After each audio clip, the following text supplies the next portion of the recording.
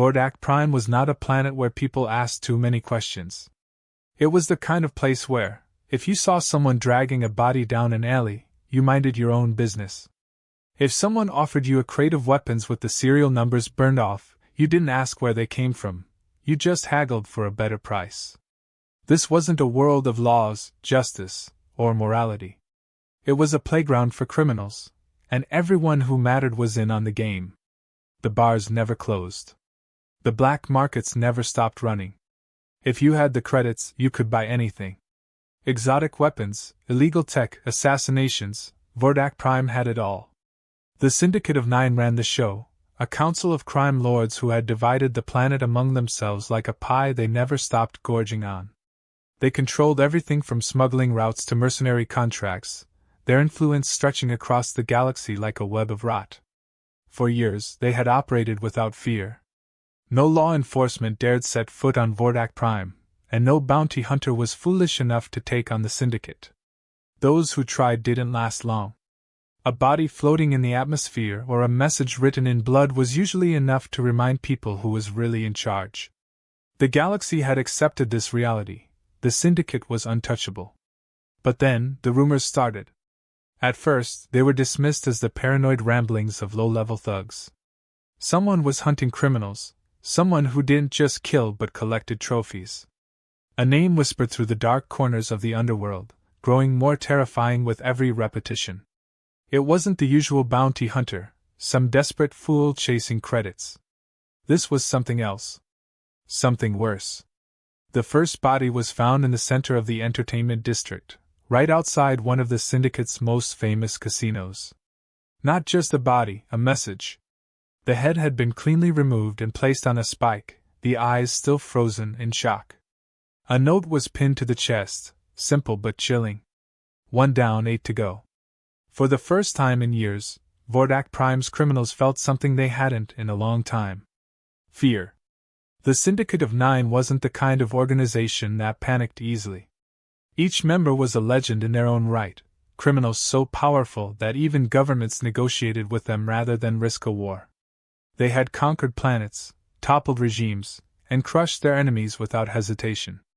A single hunter, no matter how skilled, was nothing more than an inconvenience. They gathered in their usual meeting place, a hidden fortress buried deep beneath the surface of Vordak Prime.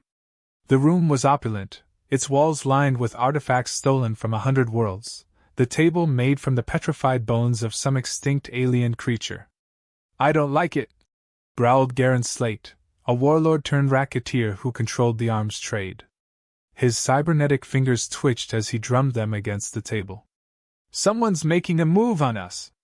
Someone with a flair for theatrics," said Lady Vena, the Syndicate's information broker. She smirked, but there was an edge to it. "Theatrics don't win wars." "Depends on the audience," said Jorik Vex the slaver. He leaned back, too relaxed for someone whose business relied on intimidation. "People are afraid. That's good for us. Fear makes them desperate, and desperation makes them easier to control." Slate scoffed. "Tell that to Garo Helix." The table went silent. Helix had been the first. A crime lord with a personal army, a fortress guarded by some of the deadliest mercenaries in the sector, and yet he had been taken out like some common thug. His head left on display like a trophy. The Syndicate could ignore 1 kill. Maybe even 2. But if this hunter kept going, if their grip on Vordak Prime started slipping, then the illusion of their invincibility would shatter. And once that happened, their entire empire could crumble. Unspoken tension filled the room. They all knew the truth, even if no one wanted to say it out loud. This wasn't business as usual. This was the beginning of something else. Garo Helix had thought himself untouchable. His estate was a fortress, a sprawling compound protected by energy shields and an elite guard force. He had spent years building his empire, cutting deals with pirates, smuggling weapons to war zones, and eliminating his competition before they could become a problem.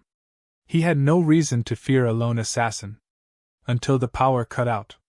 In the moment of darkness, before the backup systems kicked in, Helix had a single, terrible realization: someone had breached his defenses. He reached for the pistol at his belt, but by the time the emergency lights flickered on, it was already too late. A shadow moved through the compound, precise and unstoppable. The guards, some of the best killers money could buy, barely had time to react before they were taken down one by one. Some were shot, others silenced with a blade, their bodies left slumped against the walls. Helix ran. Not because he was a coward, but because he was smart. He knew when he was outmatched. If he could make it to his ship, he could escape, regroup, figure out who the hell was targeting him. He didn't make it that far. The hunter caught him just outside the hangar, emerging from the darkness like a nightmare-given form. Helix fired wildly, his shots sparking off metal walls, but the figure barely flinched. The last thing he saw was a blade flashing toward him. Hours later, his head was left in the heart of the city for all to see. The message was clear. This was just the beginning. Luther Cain had never planned to become an executioner. Once, a long time ago, he had been a soldier, a damn good one. Born on Earth, he had been trained for the kind of missions no one talked about, the kind that required precision, brutality, and the ability to disappear without a trace. He had spent years in the shadows, fighting wars that didn't exist on paper, eliminating targets that governments wanted erased. And then, one day, he was discarded. His unit had been sent on a classified mission deep into uncharted space. The details were hazy now, lost in the haze of rage and betrayal, but he remembered the outcome. They had been sent to die. Someone high up had decided they were expendable, just another pawn in a game too big to understand. When the mission went sideways, no rescue came. His team was wiped out. Cain survived. Barely. He had been left drifting in deep space, his oxygen running out, his comms silent. A week passed before he was found, not by Earth's military, not by allies, but by scavengers. They had pulled him from the wreckage of his ship, assumed he was dead, and looted his gear. When he woke up in their cargo hold, surrounded by thieves and killers, he realized two things: Earth had abandoned him, and he was alone. The next few years had been hell. Cain had adapted, because there was no other choice. He fought, killed, and carved a place for himself in the underworld, working as an enforcer for crime syndicates just to stay alive. But he had never become one of them. While they reveled in their power, using their wealth to crush the weak, he watched. He waited. And when the moment was right, he made his decision. He would burn them all to the ground. The first head was just the beginning. Jorik Vex was the kind of monster that made other criminals uncomfortable. Unlike smugglers, thieves, or gunrunners, who at least had some twisted sense of honor, Vex dealt in living cargo. He made his fortune capturing, breaking, and selling people. The Syndicate protected him because he was profitable, and no one dared question his methods because he made problems disappear. Cain had been planning Vex's execution for weeks.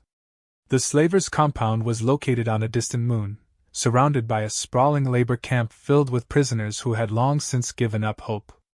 Armed guards patrolled the perimeter, and Vex himself was protected by a squad of genetically enhanced bodyguards, towering brutes who had been bred for war. A direct assault would be suicide. So Cain didn't attack head-on.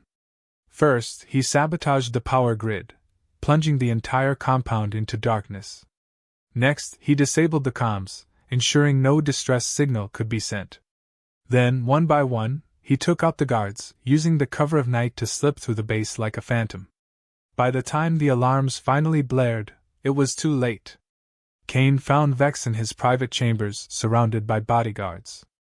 The slaver sneered, his reptilian features twisting into something smug and cruel. "You really think you can take me down alone?" Vex laughed, leaning back in his chair. "I know who you are, Cain. I've seen killers like you before. You don't scare me." Cain didn't respond. He just reached into his belt, pulled out a small device, and pressed a button. The explosives he had planted throughout the base detonated in sequence, blasting apart security doors, weapons caches, and power relays. The compound trembled as smoke and fire engulfed the corridors. In the confusion, prisoners, hundreds of them, stormed the facility, overwhelming the remaining guards. Vex's arrogance faltered. His bravado melted into panic as he realized his empire was collapsing around him. Cain stepped forward. The bodyguards moved to attack, but they were too slow. 2 gunshots, 2 bodies on the floor. Vex scrambled back, reaching for a weapon, but Cain was faster. The execution was swift. Clean. By the time dawn broke over the ruined compound, Vex's head was mounted on the gates of his former prison. The people he had enslaved were free. And the Syndicate was down another member. The Syndicate was starting to panic. 2 of their own had been eliminated, and the assassin, whoever he was, showed no signs of stopping. The crime lords had survived wars, betrayals, and government crackdowns, but this was different. This wasn't some rival gang trying to muscle in on their territory. This was personal. The Syndicate did what they did best. They threw money at the problem. A bounty was placed on Cain's head, more than any assassin had ever been worth. The price was so high that even former allies turned against him. Mercenaries, bounty hunters, and killers from every corner of the galaxy started hunting him, drawn by the promise of riches. Cain welcomed the challenge. His first move was to let the Syndicate think they had the upper hand. He allowed a group of hunters to track him to a remote outpost on the edge of known space. The trap was set. When the mercenaries arrived, they found the outpost empty, eerily quiet. They moved in cautiously, weapons ready, scanning for any sign of their target. They didn't see Cain until it was too late. One by one, he picked them off, using the terrain to his advantage. By the time the last mercenary realized what was happening, he was alone, his squad wiped out. Cain stepped into the light, his face unreadable. "Tell the Syndicate," he said, leveling his weapon. "That money won't save them." The bounty hunter barely had time to scream before the shot rang out. A few days later, another head was delivered to the Syndicate's headquarters. The message was clear. No matter how much they paid, no matter how many killers they sent, Cain was coming for them. And he wouldn't stop until they were all dead. The bounty on Cain's head had become more than just a price tag. It was a challenge, an invitation for every killer in the galaxy to try their luck. It didn't matter if they were seasoned assassins or desperate amateurs. Every mercenary, bounty hunter, and thrill seeker with a gun wanted a shot at the legend. The first wave had been sloppy. Hired thugs with no real experience, lured in by the Syndicate's promise of fortune. Cain dispatched them with little effort, using their recklessness against them. But the longer he survived, the more serious the threats became.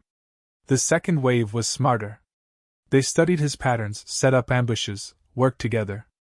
Cain found himself dodging death at every turn, from explosive traps to precision sniper fire.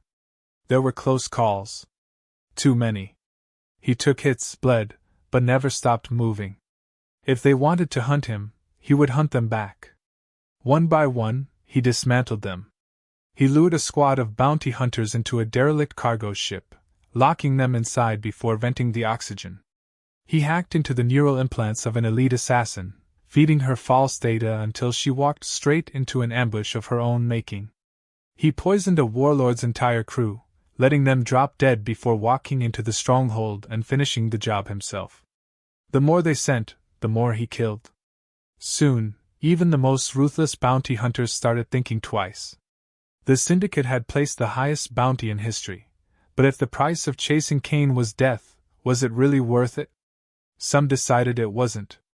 Others, however, saw something else in him, something far more valuable than credits.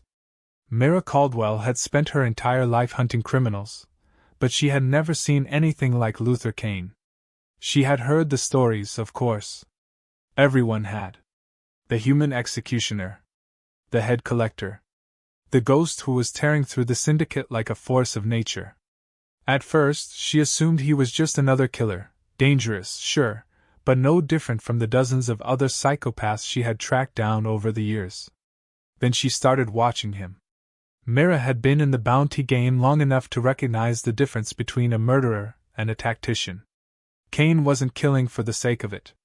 He was methodical, efficient, and, above all, focused. This wasn't a spree. It was a campaign. A war. And that intrigued her. She didn't approach him like the others had. No sneak attacks, no traps, no drawn weapons. Instead, she walked into the cantina where he was nursing a drink, sat across from him, and said, "You're making a lot of enemies." Cain barely looked up. "That why you're here? I was hired to bring you in," she admitted. "Figured I'd see if there was another way to play this." He eyed her for a long moment. Mira knew he was assessing her, deciding whether she was a threat. She also knew that if he wanted to, he could kill her before she even had a chance to reach for her blaster. Instead, he took a slow sip of his drink. "You're not like the others." "Neither are you," she said. A beat of silence passed between them. Then Mira leaned forward. "There's a job I need help with. One of the Syndicate bosses, Dragon Tor. He's the one who put the biggest chunk of that bounty on your head. And he's a problem I wouldn't mind solving." Cain raised an eyebrow. "And what do you get out of this?" "Closure," she said. Cain studied her again, then gave the smallest of nods. And just like that, they had an agreement. Dragon Tor had been expecting an attack. He wasn't stupid. He had seen what happened to the others. He knew Cain was out there, watching, waiting. So he did what any paranoid crime lord would do. He turned his entire city into a fortress. Armed drones patrolled the skies. Mercenaries lined the rooftops. His personal security force had been doubled, and anyone who so much as looked suspicious was executed on sight. He had reinforced his compound, sealed the entrances, and even installed automated turrets along the perimeter. It didn't matter. Cain had already gotten inside. While Tor's men watched the gates, Cain and Mira slipped through the underground tunnels, bypassing every security measure. They moved like ghosts, disabling cameras, taking out guards before they could even make a sound. By the time the alarms blared, they were already in the heart of the stronghold. Tor ran. He shoved his way past his own men, desperate to reach the escape shuttle on the roof. His guards were dying around him, falling to unseen attackers. He made it to the rooftop, breathing heavily as he climbed into the shuttle, slamming his hand against the controls. The engines roared to life. Then they cut out. Tor's breath hitched. He turned, and saw Cain standing at the edge of the platform, holding a small device in his hand. "Going somewhere?" Cain asked. Tor reached for his weapon, but Mira was already there, gun pressed to his temple. Cain stepped forward, his voice calm. "You put a bounty on my head. How'd that work out for you?" Tor's face twisted with fear, with rage, with the realization that there was no way out. "You think killing me will change anything?" he spat. "Another will take my place. The Syndicate will never die." Cain considered that for a moment. Then he shot him in the head. Tor's body hit the ground. The Syndicate was down another leader. Cain turned to Mira. "You got what you came for?" She nodded. "Good," he said. "Because this isn't over." The 3 remaining Syndicate bosses were done underestimating Luther Cain. Garen Slate, Lady Vena, and Malix Rowe had survived long enough to know that survival was about adaptation. And if Cain had proven anything, it was that he wasn't just a problem, they were at war. The old rules didn't apply anymore. If they wanted to live, they had to throw everything they had at him. They abandoned their individual strongholds and regrouped at an old war bunker on Draken's Maw, a planet notorious for its hostile terrain and perpetual electrical storms. It was the last place anyone would think to look for them. There, they built their final line of defense. An army of mercenaries stood guard at all times, armed with military-grade weapons. The bunker itself was a fortress, outfitted with automated turrets, reinforced blast doors, and enough supplies to last years. They had everything they needed to outlast any siege. But Cain wasn't planning a siege. He was planning an execution. And this time, he wasn't doing it alone. Cain had never trusted people. Trust was a weakness in his line of work, a surefire way to end up dead. But Mira Caldwell had proven herself. She wasn't just another bounty hunter. She was smart, experienced, and just as determined as he was to see the Syndicate fall. So when she suggested they didn't have to do this alone, Cain actually listened. The Syndicate had spent decades making enemies. Crime lords weren't known for their generosity, and there were plenty of people in the galaxy who had suffered under their rule. Ex-mercenaries, former slaves, broken crime families, they all had a reason to hate the Syndicate. All they needed was a leader. Cain and Mira gave them one. Within days they had assembled a team, small, but deadly. A former assassin whose family had been murdered on the Syndicate's orders. A demolitions expert who had once worked for the crime lords before they betrayed him. A rogue pilot who had nothing left to lose. They weren't an army. They didn't need to be. All they needed was an opening. And Cain knew exactly how to give them one. Paranoia had turned the three remaining crime lords against each other. Cain knew they wouldn't go down without a fight, so he didn't give them one. He gave them something worse, doubt. He forged transmissions, making it seem like one of them was trying to cut a deal with an unknown party. He leaked information to their mercenaries, suggesting that their leaders were considering fleeing and leaving their men behind. He planted evidence in the bunker, false financial transactions, hidden messages, until the three of them were questioning each other's loyalty. It didn't take much. They were already on edge, already looking for threats in the shadows. And then, when the tension reached its peak, Cain struck. Explosives ripped through the bunker's supply depot, setting off a chain reaction of secondary detonations. The entire compound was thrown into chaos. Guards scrambled to contain the damage, comms flooded with conflicting orders, and in the middle of it all, the three Syndicate bosses turned on each other. Slate accused Vena of betraying them. Vena pointed the finger at Ro. Insults turned into threats, and threats turned into gunfire. By the time they realized they had been played, it was too late. Cain and his team were already inside. Garen Slate was the first to die. The brute had always relied on his size and strength, thinking himself untouchable. But strength meant nothing against a sniper round through the skull. Cain's assassin took him out before he even had time to reach for his gun. Lady Vena lasted longer. She tried to run, using the chaos as cover. But Mira was faster. The bounty hunter cornered her in a hallway, cutting off every escape route. Vena raised her hands, trying to talk her way out of it. I can give you information. Resources. You don't have to do this. Mira shot her in the heart. Only one remained. Malix Ro, the last of the Syndicate's kings. He had barricaded himself in the bunker's control room, sealing the blast doors, locking down every entrance. He had seen what happened to the others. He knew he had no chance in a fight. So he did the only thing left. He begged. His voice crackled over the comms, shaking, desperate. Cain! Listen to me. I know you think this will change something, but it won't. You kill me, and someone else will take my place. It's inevitable. You can't stop the Syndicate. Cain didn't respond. Instead, he hacked into the security system and shut off the oxygen in the control room. For the next 2 minutes, Malix Ro clawed at the doors, screaming. Then there was silence. When Cain and Mira finally entered the room, Ro was slumped against the wall, his face frozen in a mix of rage and horror. The Syndicate was no more. The war was over. And the galaxy would never be the same.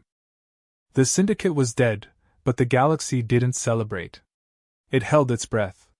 For decades, the crime lords had ruled with an iron grip, their power stretching across planets, their influence buried deep within governments, corporations, and military factions. People had grown used to it. They had learned to survive under the Syndicate's rule, adapting to the corruption, the violence, the inevitability of it all. But now, that inevitability was gone. The power vacuum left in the wake of the Syndicate's destruction sent shockwaves through the underworld. Some saw it as an opportunity. Small-time crime bosses scrambled to seize territory, warlords fought for control of smuggling routes, and mercenaries switched loyalties overnight. Without the Syndicate's iron-fisted rule, the criminal empire fractured into chaos. Some planets rejoiced. Others burned. Cain and Mira watched it unfold from the shadows. You think this is what you wanted? Mira asked, her voice neutral. Cain didn't answer right away. He had known this would happen. The destruction of the Syndicate was never going to be clean.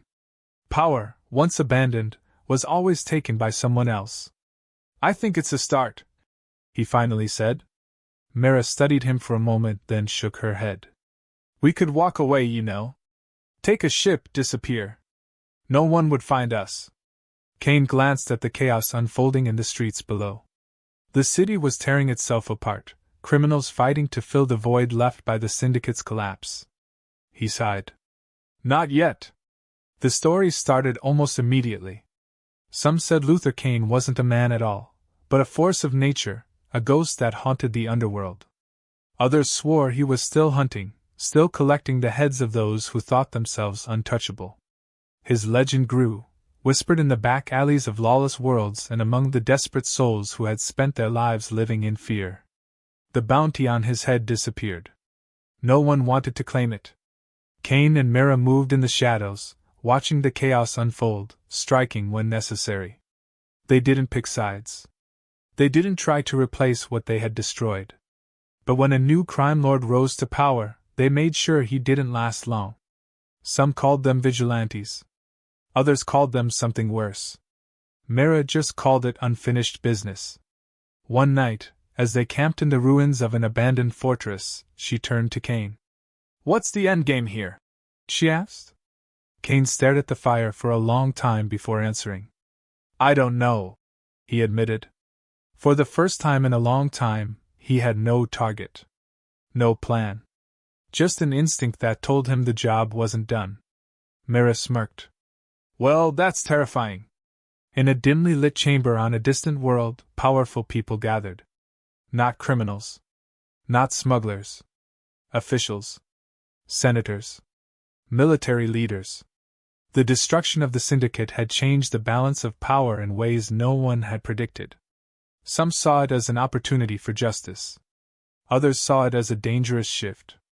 One of them, a high-ranking official with graying hair and sharp eyes, spoke first. He's still out there. A low murmur ran through the room. Another official leaned forward. He was useful when he was targeting the Syndicate. But what happens when he decides we're the next problem? A long silence followed. Finally, the first official exhaled. We should have eliminated him when we had the chance. No one disagreed. The meeting ended soon after, but the decision had already been made. Luther Cain was no longer just an executioner. He was a threat. And the galaxy wasn't done with him yet. Somewhere, in the darkness of space, Cain smirked. Because he already had his next target in mind.